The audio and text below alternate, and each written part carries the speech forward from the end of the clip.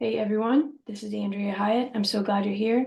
This channel is about moving beyond either or, beyond dichotomy, beyond traditional divisions, while still holding them and letting them be what they are. Holding the paradox is something I like to say. All of these conversations are with people who are opening up new paths and opening the space around what might seem irreconcilable.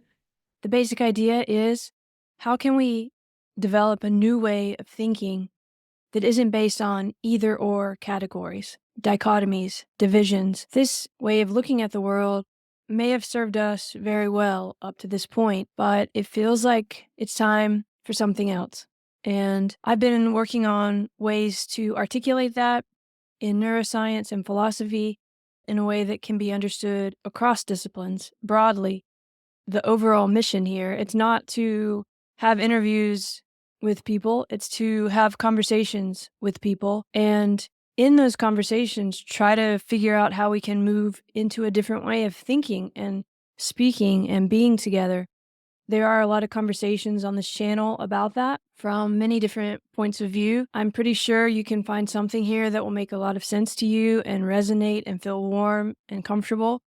And I'm also pretty sure you can find something that will feel difficult, challenging, perhaps even a bit off-putting, maybe because it sounds like it's dealing with things you haven't studied yet, or maybe because it's presenting a viewpoint that feels a little bit uncomfortable or contrary to what you think. All of that I'm hoping we can embrace together. I feel this way too, to be honest, trying to be public and trying to respond to everyone's comments, which I really appreciate, but can also be very challenging.